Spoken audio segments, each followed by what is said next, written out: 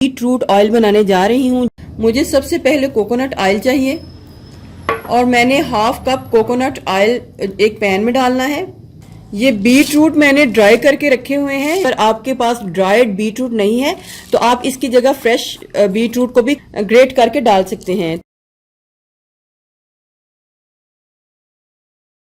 2 tablespoon मैंने beetroot को इसमें ऐड किया है।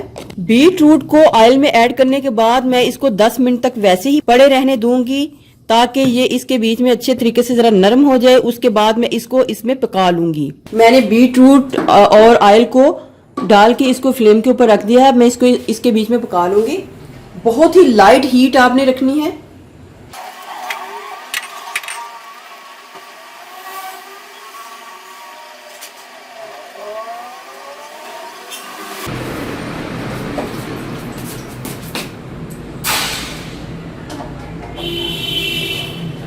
किया है। अगर आप फ्रेश बीटरूट डालते हैं तो फ्रेश जो है वो थोड़ा सा ज्यादा टाइम लेगा। पहले पानी जो है वो इसमें ड्राई होगा, फिर वो उसका जो सारा ग्रेट किया हुआ बीटरूट होगा वो फिर इसके बीच में फ्राई होगा, तो उसको थोड़ा सा टाइम ज्यादा लगेगा।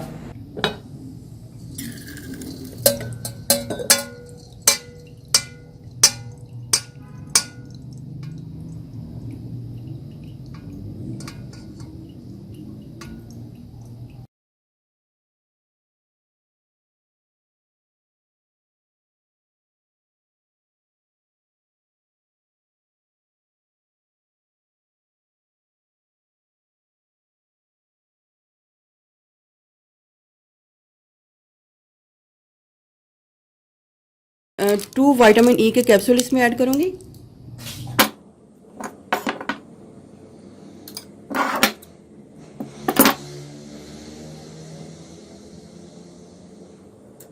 ये हमारा बीटरूट ऑयल जो है रेडी हो गया, जो कि बहुत ही ज़्यादा इफेक्टिव है। व्यूवर्स, आपने इसको किस तरीके से लगाना है, अगर तो आपकी स्किन बहुत ज़्यादा ड्राई है तो आपने सिर्फ इस ऑयल को ही लेना है। थोड़ा सा ऑयल लेके इसको अपने फेस के ऊपर हल्का सा मसाज कर लेना है। आपने हल्का सा मसाज कर लेना है अपने। अगर आपकी स्किन बहुत ज़्यादा ऑयली है तो आपने एक बाउल में जितना आप फेस के ऊपर लगाना चाहती हैं ऑयल डालना है। आपने मुल्तानी मिट्टी लेनी है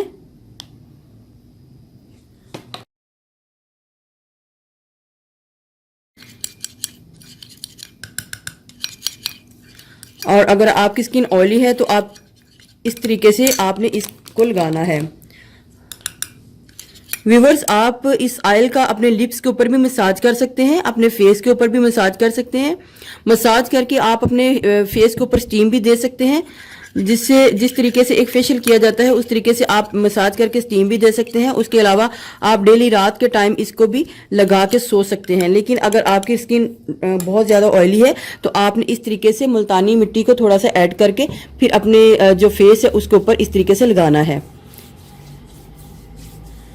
तो व्यूवर्स, कुछ ही दिनों में आपकी जो स्किन है वो बहुत ज़्यादा ग्लो करेगी और बहुत ही ज़्यादा वाइट भी दिखेगी।